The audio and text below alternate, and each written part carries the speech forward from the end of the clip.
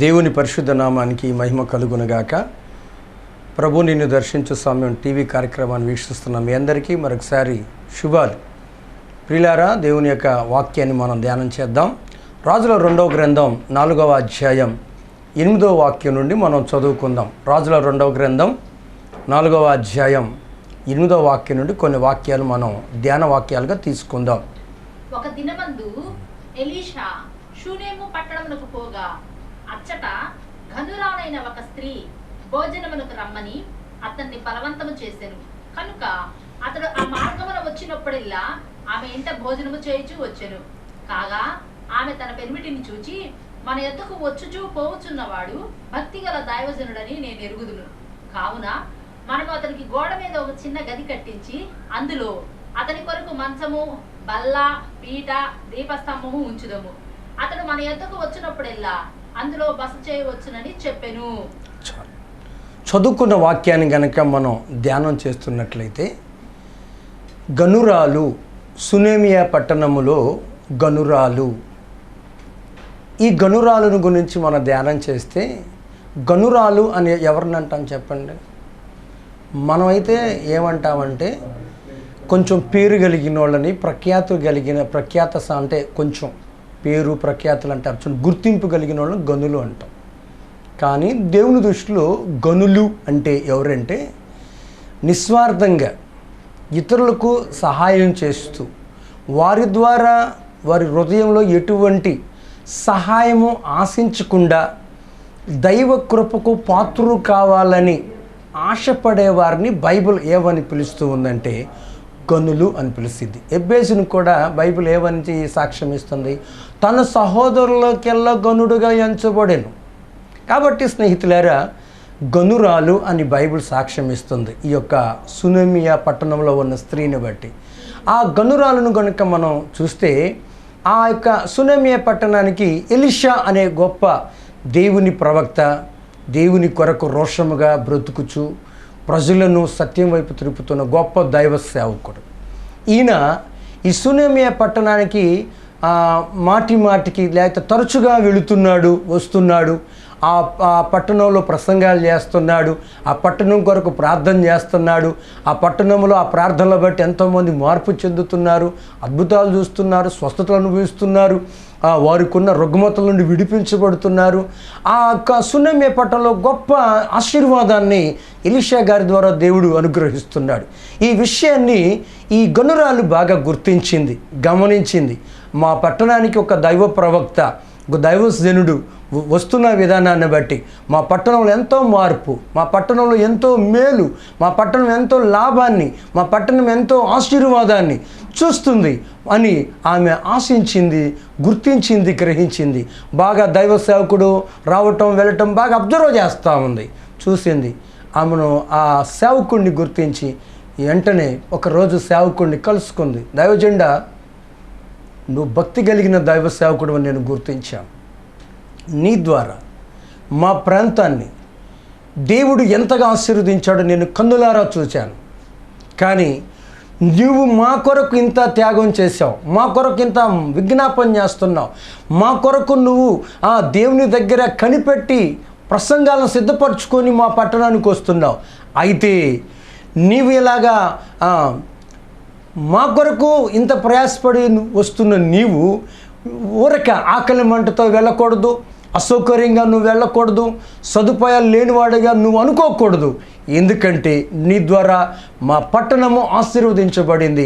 కాబట్టి నేను ఏదో విధంగా దేవుని ప్రేమలో మీకు సహాయం చేయాలి, సహకరించాలి అని తన గుండెల్లో అనుకుంది. ఎలీషా గారికి చెప్పింది, మీరు చాలా మంచివారని. అయితే ఈ విషయం తనకు తానుగా చేయలే. బాగా గుర్తుపెట్టుకోండి, గనురాలు. ఆమె తనకు తానుగా చేయకుండా తన పెనిమిటిని సంప్రదించింది. తన పెనిమిటిని సంప్రదించి తన పెనిమిటికి ఆ సేవకుడు సాక్ష్యం ఇస్తున్న సేవకుడిని బట్టి ఏమని, అయ్యా, మన పట్టణానికి ఎలీషా అని ఒక సేవకుడు వస్తున్నాడు. ఆ సేవకుడు ఎవరో తెలుసా? భక్తి కలిగిన దైవజనుడు. భక్తి కలిగిన దైవజనుడు అని తన పెనిమిటికి సాక్ష్యం ఇస్తుంది. ఇప్పుడు మనం గ్రహించాల్సింది ఏంటంటే, స్త్రీలైన ప్రతి ఒక్కరూ దేవుని పని చేయాలన్నా, మంచి కార్యాలు మనం చేయాలనుకున్నప్పుడు మొదటిగా మన యొక్క యజమానుడితో కూడా సంప్రదించాలి. పెనిమిటితో కూడా ఆ విషయాలు పాలు పంచుకోవాలి. ఇక్కడ గనురాలు తనంతట తాను చేయొచ్చు, కానీ తన పెనిమిటికి విలువిచ్చింది. ఈరోజు స్త్రీలైన ప్రతి ఒక్కరూ కూడా ఎంతమంది అయితే భార్యలుగా ఈ భూప్రపంచంలో బ్రతుకుచున్నారో వారందరూ కూడా వారి భర్తలను ఏం చేయాలంటే భర్తలకు లోబడుతూ బ్రతకమని బైబిల్ చెప్తాను. మీరు ఒకసారి వాక్యం కావాలంటారు కదా ప్రతిదీ మీకు. పేతురు రాసిన మొదటి పత్రిక 3వ అధ్యాయము 1వ వాక్యంలో పేతురు గారి ద్వారా దేవుడు ఏమని మాట్లాడుతుందంటే, చాలు. కాబట్టి మనము యజమానులకు, మీ భర్తలకు లోబడాలి, మీ భర్తలకు గౌరవం ఇవ్వాలి, మీ భర్తలకు మీరు సమాజంలో విలువ ఇవ్వాలి. కొంచెం మీకంటే వారు కొంచెం మాటలు స్లో అవ్వచ్చు, కొంచెం స్మూత్ కావచ్చు, మీదే లీడర్షిప్ కావచ్చు, మీదే కమాండింగ్ కావచ్చు, నో ప్రాబ్లం. ఇప్పుడు కుటుంబంలో ఎవరో ఒకరు మంచి విషయాల్లో జోక్యం చేసుకొని ఆ విషయాల కొరకు ప్రయాసపట్ట తప్పేం కాదు. కానీ నీకు దేవుడు నీ భర్త అని ఆయన శిరస్సు. నీ భర్తను నువ్వు గౌరవిస్తూ నీ భర్తకు లోబడుతూ నువ్వు కార్యాలు చేయాలి. ఆ రీతిగా ఇక్కడ గనురాలు అలా చేసింది. కాబట్టి ఈరోజు గనురాల ద్వారా మనం నేర్చుకునే విషయం ఏంటంటే, భర్తలకు లోబడుతూ మనం భక్తి చేసుకోవాలి. ఎందుకంటే ఆయన మన శిరస్సు. ఈ గనురాలు ఇప్పుడు తన పెనిమిటికి చెప్తుంది, అయ్యా సేవకుడికి కొంచెం మనం ఏదన్నా షెల్టర్ ఇద్దాం, ఆతిథ్యాన్ని ఇద్దాం అని అడిగి ఏం చేసిందో తెలుసా? గోడ మీద ఇల్లు కట్టింది. ఎందుకు తన ఇంట్లో ఏదో ఒక చిన్న గదో, లేకపోతే పాస్టర్ గారు మీరు వచ్చినప్పుడల్లా ఇక్కడ ఉండొచ్చు, ఇదిగో మీకు ఒక బెడ్ అరేంజ్ చేస్తున్నాను, లేకపోతే మీరు మాతో కలిసి ఉండొచ్చు, మాలో ఒకరి అని అంటలేదు. సేవకులు ప్రత్యేకించబడిన వారని మనం గుర్తించాలి. సేవకులతో మాట్లాడేటప్పుడు, సేవకులకి ఏదైనా ఆతిథ్యం ఇచ్చేటప్పుడు చాలా జాగ్రత్తగా ఇవ్వాలి. ఎందుకంటే వారు దేవునితో సంబంధం కలిగిన దైవ ప్రతినిధులు. బాగా గుర్తించండి. సేవకులతో కొంతమంది చులకనగా మాట్లాడతారు. సేవకులకి ఏదైనా ఆతిథ్యం ఇచ్చే విషయంలో ఏముందలే పాస్టర్ గారేగా, వాళ్ళు ఏది పెట్టినా తినేస్తారు. మరి మీ చుట్టాలకు పెట్టండి, మీ కుటుంబీకులు పెట్టండి. సేవకులను మనం గౌరవించాలి. సేవకులకి తిండి లేక కాదు, ఆస్తులు లేక కాదు, దేవుడిచ్చిన భారాన్ని బట్టి ప్రపంచంలో ప్రతి ఒక్క సుఖాన్ని కూడా త్యాగం చేసి ఆత్మల సంపాదనే వాళ్ళ జీవిత లక్ష్యంగా. నేను చెప్పేది ఎవరి గురించి? భారం కలిగిన సేవకుల గురించి. ఈరోజు సేవ చేస్తున్నారు సదుపాయాలు చంపేసుకొని, సౌకర్యాలు ఉన్నా లేకపోయినా. కాబట్టి స్నేహితులారా, దైవ సేవకులు మనం బాగా గౌరవించాలి, విలువివ్వాలి. ఎందుకంటే వాళ్ళ ద్వారా దేవుడు మనకి ఎన్నో ఆత్మీయ అనుభవాలు నేర్పిస్తున్నాడు. వారి ద్వారా మనం ఎన్నో ప్రార్థనా క్రమాలు నేర్చుకుంటున్నాం. వారి ద్వారా దేవుడికి మనం దగ్గర అవటానికి సేవకులను మనల్ని అందుబాటులో ఉంచాడు. కాబట్టి ఈ గనురాలు సేవకుడికి గుర్తించి, సేవకుడిగా ఆమె తెలుసుకొని గోడ మీద ఇల్లు కట్టించింది. దాంట్లో ఏమేమి పెట్టింది వస్తువులు ఒకసారి మనం చూద్దాం. ఎటువంటి వస్తువులు పెట్టింది? మంచం, బల్ల, పీట, చాలు. 4 వస్తువులు పెట్టింది. మంచము, పీట, బల్ల, దీపస్తంభం. ఈరోజు మనం దీన్ని ఆత్మ సంబంధంగా మనం చూస్తే, నువ్వు కూడా యేసుక్రీస్తుని గనక నీ హృదయంలోకి నువ్వు స్వీకరిస్తే, యేసుక్రీస్తు నువ్వు నమ్ముకుంటే, యేసుక్రీస్తు నువ్వు విశ్వసిస్తే నీకు కూడా ఆశీర్వాదాలు వస్తాయి. యేసుక్రీస్తుని నమ్ముకున్న వాళ్ళు ఎలా ఉంటారు? ప్రత్యేకించబడిన అనుభవంలో ఉంటారు. ఇప్పుడు ఆ దైవ సేవకుడికి గది ఎక్కడ కట్టింది? గోడ మీద కట్టింది. ప్రత్యేకించబడిన స్థలములో దైవ సేవకుడికి గది నిర్మించింది. ఆ యొక్క గదిలో కొన్ని వస్తువులు పెట్టింది. ఈరోజు యేసుక్రీస్తు నువ్వు నమ్ముకుంటే నీకు కూడా ఈ ఆశీర్వాదాలు వస్తాయి, నీకు కూడా దీవెనలు వస్తాయి. ఏంటంటే మంచము దేనికి సాదృశ్యం అంటే విశ్రాంతికి సాదృశ్యం. మంచము విశ్రాంతికి సాదృశ్యం. ఈరోజు మనుషులు ప్రతి ఒక్కరూ వారికి ఉన్న స్వనీతి కావచ్చు, సుబుద్ధి కావచ్చు, చెప్పాలంటే అసూయ కావచ్చు, వ్యసనాలను బట్టి మనుషులు రకరకాల ఒత్తిడికి లోనైపోతున్నారు. కలవరాలకు లోనైపోతున్నారు, నెమ్మదిని కోల్పోతున్నారు, ఆదరణ కోల్పోతున్నారు, ఆరోగ్యానికి దూరం అయిపోతున్నారు, శాంతికి కరువు అయిపోతున్నారు. కానీ అటువంటి అనుభవాల నుండి నిన్ను దేవుడు తప్పిస్తాడు. నువ్వు ఆయనను విశ్వసిస్తే, ఆయన నమ్ముకుంటే, ఆయన చిత్తాన్ని నువ్వు చేయటానికి తీర్మానం చేసుకుంటే నీకు ఆయన సహాయం చేస్తాడు. మంచం విశ్రాంతికి సాదృశ్యం. అందుకనే మత్తయి రాసిన సువార్త 11వ అధ్యాయము 28, 29 వాక్యాలు చూస్తే, ప్రయాసపడి భారం వచ్చిన సమస్తమైన వారలారా నా యొద్దకు రండి, నేను మీకు విశ్రాంతిని కలుగజేస్తాను. నేను సాత్వికుడును, దీన మనసు గలవాడును. ఎవడైతే నా కాళ్ళు ఎత్తుకొని నేర్చుకుంటారో వారి ప్రాణమునకు నేను తెప్పరిల్ల చేస్తాను. దేవునికి స్తోత్రం కలుగునుగాక. వాళ్ళ ప్రాణమునకు తెప్పరిల్ల మాట వచ్చింది. వాక్యం వింటున్న మీ జీవితంలో మీరు ఆయన కాడిని ఎత్తుకొని నేర్చుకోవాలి. మంచం విశ్రాంతికి సాదృశ్యం. మన జీవితాలను ఒత్తిళ్ళు, కలవరాల నుండి దేవుడు మనల్ని విడిపించి నింపాదిగా బ్రతుకున్నట్లుగా, సమాధానంగా జీవించినట్లుగా ఆ దేవుడు మన ఎడల కార్యం చేస్తాడు. రెండవదిగా ఏముంది అక్కడ? బల్ల. బల్ల సమృద్ధికి సాదృశ్యం. బల్ల సమృద్ధికి సాదృశ్యం. నీ రెక్కల కష్టాన్ని నిశ్చయంగా నేను ఆశీర్వదిస్తానని 128వ కీర్తన 2వ వాక్యం ద్వారా దేవుడు మాట్లాడుతున్నాడు. జీవితంలో సమృద్ధిని మనం అనుభవిస్తాం, సంతృప్తిని అనుభవిస్తాం. దేవుణ్ణి కనుక మనం విశ్వసిస్తే, దేవుణ్ణి నమ్ముకుంటే, దేవుడి మీద ఆధారపడి మన భక్తి విధానం కావచ్చు, మన జీవన విధానం కావచ్చు కొనసాగించినప్పుడు సమృద్ధి దొరుకుతుంది. 128వ కీర్తన 3వ వాక్యంలో మనం చూస్తే, నీ భోజనపు బల్ల చుట్టూ నీ పిల్లలు ఒలీవ మొక్కల వలె ఉంటారు. సమృద్ధి ఉంటుంది, ఐక్యత ఉంటుంది. ఈరోజు చాలామందిని చూడండి, అన్నీ ఉంటాయి. డబ్బు ఉంటుంది, ఆస్తులు ఉంటాయి, రుచికరమైన భోజన పదార్థాలు అన్నీ రెడీ చేసుకుంటాం. విచారం ఏందో తెలుసా? భర్త భోజనం చేస్తుంటే ఏం బయట ఉంటుంది, పిల్లలు భోజనం చేస్తుంటే వీళ్ళిద్దరు ఎడమోకం పెడమోకంగా ఉంటారు. ఈరోజు చాలా కుటుంబాల్లో ఈ విషయం, చర్చిలకి వెళ్ళాల ఫ్యామిలీలో కూడా ఉన్నారు ఈ బ్యాచ్. కారణం ఏంటంటే సమృద్ధి అనుభవం లేదు, సమాధానకరమైన స్థితి లేదు కుటుంబాల్లో. గుర్తించిన స్నేహితులారా, దేవుడికి ప్రపంచంలో ఇష్టమైన వ్యవస్థ ఏంటో తెలుసా? కుటుంబ వ్యవస్థ. అందుకనే దేవుడు వివాహం ఎన్ని విషయాల్లో ఘనమైంది అన్నాడు? అన్ని విషయాల్లో ఘనమైంది. ఇక ఆయనకి ఏదన్నా ఘనంగా ప్రత్యేకించబడింది అని ఆయనకి ఏదనిపించిందంటే వివాహ వ్యవస్థ, కుటుంబం. ఈరోజు మీ జీవితాల్లో ఆ సమృద్ధిని మీరు చూడగలుగుతారు. మీ వ్యాపారంలో, మీ ఉద్యోగంలో. సమృద్ధి అంటే ఏంటి? ఆదాయం ఎక్కువ రావటం అని కాదు. మళ్ళా మనకి ఎప్పుడు ఆ భౌతికపరమైన ఆలోచనలు చేస్తాం. సమృద్ధి అంటే ఉన్నదానిలో వాక్య పిల్లలు తృప్తిగా బ్రతకటం. సమృద్ధిని ఇస్తాడు, తృప్తిని ఇస్తాడు. బల్ల సమృద్ధికి సాదృశ్యం, బల్ల సమాధానానికి సాదృశ్యం, బల్ల ఐక్యతకు సాదృశ్యం. అందరూ కలిసిమెలిసి ఉంటారు. మూడవదిగా చూస్తే పీట స్థిరత్వానికి సాదృశ్యం. స్థిరమైన మనసును దేవుడు నీకు పుట్టిస్తాడు, స్థిరమైన ఆలోచనలు దేవుడు నీకు కలిగిస్తాడు. ఎందుకంటే ఈరోజు చాలామందికి స్థిరత్వం ఉండదు. ఇప్పుడు ఒక మాట మాట్లాడతారా, తర్వాత ఆ మాట మీద నిలబడరు.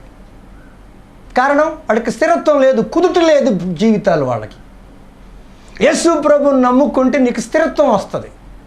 ఈరోజు చాలామంది నేను మందిరానికి ఇది చేయాలండి, అది చేయాలండి అంటారు. తర్వాత మా పరిస్థితులు బాగాలేవు సార్ అంటారు. ఎవరు చెప్పన్నారు? అంటే వీళ్ళు అందరూ ఏంటి? స్థిరత్వం లేని ప్రజలు వీళ్ళు. ఈరోజు నీ కుటుంబ విషయాల్లో కావచ్చు, దేవుని విషయాల్లో కావచ్చు, నీ వ్యక్తిగత విషయాల్లో కావచ్చు, నీకు స్థిరత్వం ఉండాలి.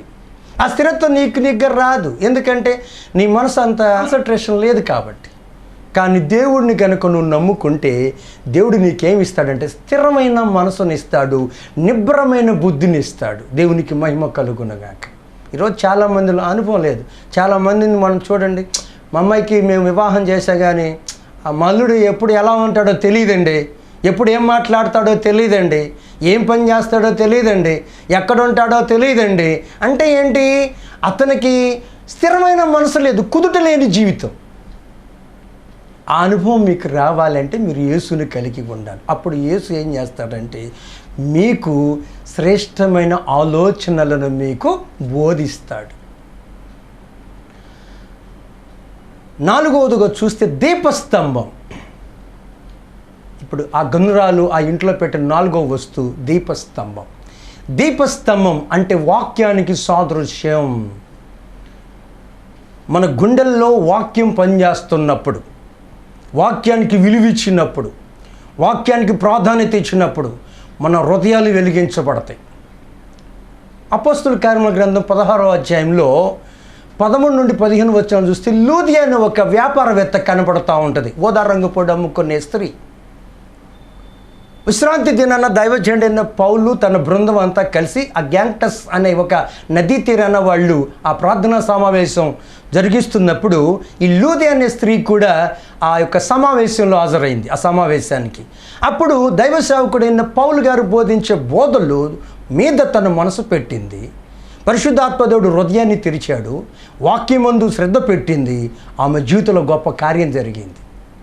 కారణం వాక్యం యందు విశ్వాసం, వాక్యం మీద శ్రద్ధ. ఈరోజు మన గుండెల్లో వాక్యపు వెలుగు ఉండాలి. వాక్యం మన జీవితాల్లో వెలిగించబడి దీపస్తంభం. దీపస్తంభం ఎక్కడ పెడతాం? నడి ఇంటిలో పెడతాం. ఇప్పుడు దీపస్తంభాల లెవెల్ అంతా కూడా కరెంటు, ఇన్వర్టర్స్ వచ్చినది వేరే విషయం. మనమందరం కూడా గుర్తించాలి, వాక్యం అనేది ప్రాక్టికల్గా నేర్చుకోవాలి. అంతేగాని పాస్టర్ గారు ఏంద్ర అంతా చాలా స్ట్రైట్గా మాట్లాడుతున్నాడు, స్ట్రైట్గాని కాదు ఏరని కాదు, అర్థం అవుతుందా లేదా, సత్య సంబంధంగా బోధిస్తున్నాడా లేదా అనేది అవసరం మనకి. ఇప్పుడు నాకెంత తెలుసు అనేది కాదు ముఖ్యం, మీకు ఎంత అర్థం అవుతుంది అనేది మాకు అవసరం. మమ్మల్ని ఏర్పాటు చేసుకున్న దేవుడికి కూడా అది అవసరం. ఇప్పుడు నేను మీకు ఇంగ్లీష్లో చెప్పాను అనుకో, మై డియర్ ఫ్రెండ్స్ సిస్టర్ అని, ఉపయోగం ఏముంది? అరే చాలా మార్చండ్రా అంటారు. విషయం మీకు అర్థమయ్యేటట్టు చెప్పటం మా భారం, బాధ్యత. కాబట్టి దీపస్తంభం అనేది వాక్యానికి సాదృశ్యం. ఈ మాటలు వింటున్న మీ అందరి జీవితాల్లో ఏం కావాలి? వాక్యపు నడిపింపు. వాక్యం ఉన్నప్పుడు మన జీవితాల్లో ఆచారాలు పనిచేయవు. వాక్యం మన జీవితాల్లో క్రియ చేస్తున్నప్పుడు సాంప్రదాయాలు పనిచేయవు. వాక్యాలు మన బ్రతుకుల్లో పనిచేస్తున్నప్పుడు రహస్యమైన బలహీనతలు మన జీవితాల్లో ఏలుబడి చేయవు. మొహమాటం లేని వారంగా బ్రతుకుతాం. యాకోబు రాసిన పత్రిక 2వ అధ్యాయంలో చెప్తాడు, యాకోబు భక్తుడి ద్వారా దేవుడు, మొహమాటం లేని వారుగా మీరు బ్రతకండి, క్రీస్తు యేసు మహిమా స్వరూపయందు మీరు విశ్వాసం ఉంచిన వారుగా మీరు ఉన్నారు కాబట్టి మొహమాటం లేని వారుగా మీరు ఉండండి అని దేవుడు మాట్లాడుతూ ఉంటాడు. కాబట్టి స్నేహితులారా, వాక్యం మన జీవితాల్లో బలంగా పనిచేస్తుంది. మీ సాక్ష్యం ఇతరులకు వెలుగ్గా ఆశీర్వాదాన్ని ఇస్తుంది. మీకు ఒక చిన్న సాక్ష్యాన్ని చెప్పి నేను ముగింపులోకి వస్తాను. మదర్ తెరిసా అంటే మనందరికి తెలుసు. ఇటలీ దేశం నుండి భారతదేశానికి ఏదో టీచర్గా ఆమె బ్రతకటానికి వచ్చింది. అయితే ఆమె కలకత్తా నగరంలోకి అడుగు పెట్టగలిగి తన కన్సూప్ మేరలంతా భయంకరమైన ఆర్తనాదాలు వినపడతా ఉన్నాయి. కుష్ఠరోగులు, దిక్కులేని అనాథలు కనపడ్డారు. వెంటనే ఆమె గుండెల్లో దేవుని యొక్క ఆత్మ బలవంతం చేస్తూ ఉంది. ఈ ప్రాంతంలో నువ్వు నా పరిచర్య చేయాలి అని పరిశుద్ధాత్మ దేవుడు ఆమె గుండెల్లో స్వరాన్ని మరింతగా వినిపిస్తున్నాడు. వెంటనే ఆమె తన ఆలోచన మార్చుకొని దేవుని పని చేయటానికి మొదలుపెట్టింది. కుష్ఠరోగుల యొక్క చేతుల్లో ఉన్న చీము అదంతా కూడా రక్తాన్ని పిండి కట్లు కట్టడం అట్లా చేయటం మొదలుపెట్టింది. మీరు అనొచ్చు, ఆమె డబ్బులు ఎక్కడి నుంచి వచ్చినాయండి? డబ్బులు ఎక్కడి నుంచి వస్తాయి అది కాదు ముఖ్యం. ముందు ఆమెకి ఏముంది? మనసు ఉంది. మనకు తెలుసు కదా, మనసు ఉంటే ఏముంటుంది? మార్గం ఉంటుంది. చాలామంది ఏమనుకుంటారంటే డబ్బులుంటే సేవ చేద్దాం అనుకుంటారు.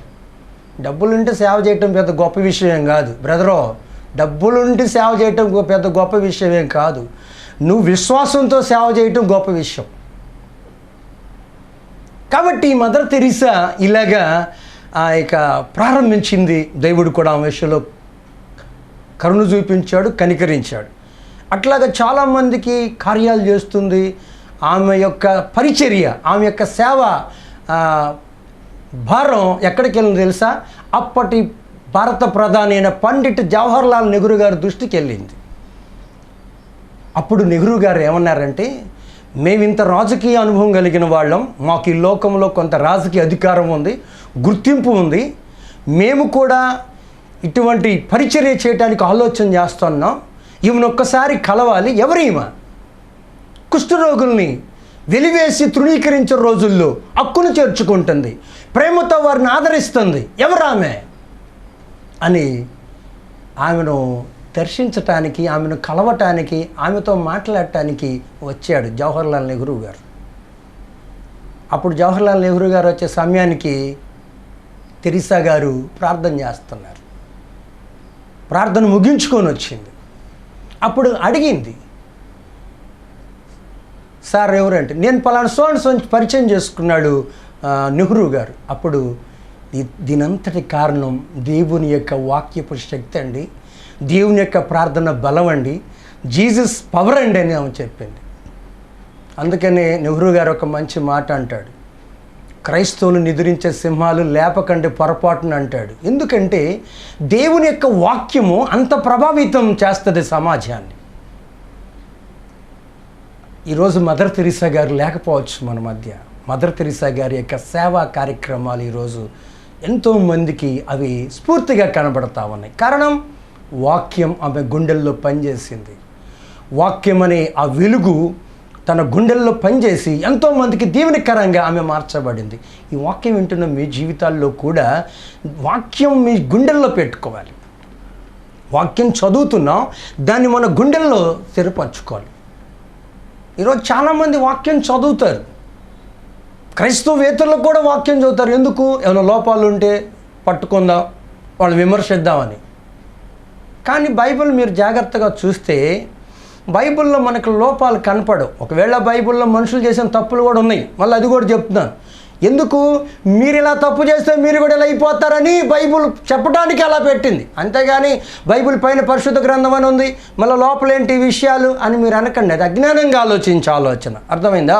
కాబట్టి బైబిల్ అనేది దేవుని ఆత్మచేత సిద్ధపరచబడిన జీవగ్రంథం. ఆ దీపస్తంభం అనుభవం వెలుగు మన జీవితాలను వెలిగిస్తుంది. కాబట్టి యేసుక్రీస్తుని నమ్ముకుంటే ఇన్ని ఆశీర్వాదాలు వస్తాయి. మరి ఈ ఆశీర్వాదాలు మీకు కావాలా? ఇంకెందుకు ఆలస్యం? ఈరోజే ఆయన నీ రక్షకుడిగా, నీ ప్రాణనాథుడిగా నువ్వు ఆయన విశ్వసించు. ఆయన విశ్వసించాలని నువ్వు చేయాల్సింది ఏం లేదు.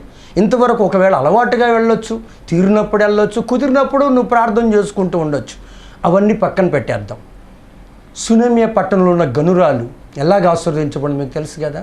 ఆమె అడగల నాకు పిల్లలు లేరండి అని. దైవ సేవకుడే గుర్తించి గెహాజీ తన శిష్యుని గెహాజీని పంపించాడు. ఆమెకి ఏం కొరతగా ఉందో చూడని, అడుగని. అప్పుడు ప్రవక్త అయిన ఎలీషా చెప్తున్నాడు, అమ్మా నీకు సంతానం కొరతగా ఉంది, వచ్చి ఈ ఏడాదికి నీ కౌగిల్లో బిడ్డను దేవుడు ఇస్తాడని వాగ్దానం చేశాడు, ప్రవచనం చెప్పాడు. అది దేవుని పని ద్వారా మనకు వచ్చే ఆశీర్వాదం. ఈరోజు మీరు కూడా, దేవుడు ఎప్పుడు కూడా మనల్ని విడవడు, మనల్ని అనాథలుగా చేయడు. ఆయన మనల్ని ప్రేమించే దేవుడు, ధైర్యపరిచే దేవుడు. కాబట్టి లోకంలో కొన్ని పరిస్థితుల్లో మనం తృణీకరించబడవచ్చు, ఒంటరివారిగా మార్చబడవచ్చు. కానీ దేవుడు నమ్మదగిన వాడు. ఆయన ఇమ్మానుయేలైన దేవుడిగా ఈ భూమి మీదకు అడుగు పెట్టాడు, మనకు తోడుగా ఉండటానికి. ఎంతకాలం?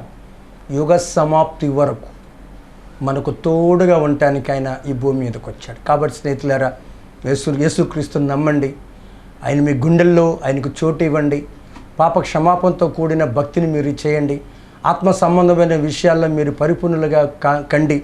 అలానే మీరు గనురాల్లాగా మీ జీవితంలో కూడా యేసుక్రీస్తుకి మీరు చోటు ఇవ్వండి. మీకు విశ్రాంతి వస్తుంది, సమృద్ధి వస్తుంది, స్థిరత్వం వస్తుంది. మిమ్మల్ని ఆత్మ సంబంధంగా వెలుగు వంతులుగా, లేకపోతే మిమ్మల్ని బుద్ధిమంతులుగా దేవుడు మారుస్తాడు. ఈ మాటలు వింటున్న మీ అందరి జీవితాల్లో అటువంటి కృపా ఆశీర్వాదాన్ని ఆ దేవాది దేవుడు మీకు అనుగ్రహించి మిమ్మల్ని మరింతగా గనురాలను ఎలాగైతే దేవుడు నిలబెట్టుకుని ఒక సాక్షిగా జీవగ్రంథంలో మరి స్థిరపరిచాడో, ఈరోజు ఈ అంత్య దినాల్లో, ఈ అపాయకరమైన దినాల్లో మీరు కూడా యేసుని నమ్మినట్టు కనబడుతున్న మనలో మార్పు కనపడాలి. ఇప్పుడు సెల్ ఫోన్ ఛార్జింగ్ ఉందనుకో, ఛార్జింగ్ ఉన్న ఫోన్ విధానం వేరుగా ఉంటుంది, ఛార్జింగ్ లేని ఫోన్ విధానం మరొక రకంగా ఉంటుంది. అట్లానే మనం యేసుని నమ్మామంటే ఆ తీవ్రత, ఆ పరిపూర్ణత, ఆ మార్పు, ఆ ఉత్సాహం, ఆ ఉత్తేజం మనలో కనపడాలి. కాబట్టి అలవాటు భక్తికి మనం చర్మగీతం పాడదాం, దేవుని యొక్క పాదాలు పట్టుకుందాం, దేవుని సన్నిధిలో మరింతగా మనం గోజాడుతూ ముందుకు సాగిపోదాం.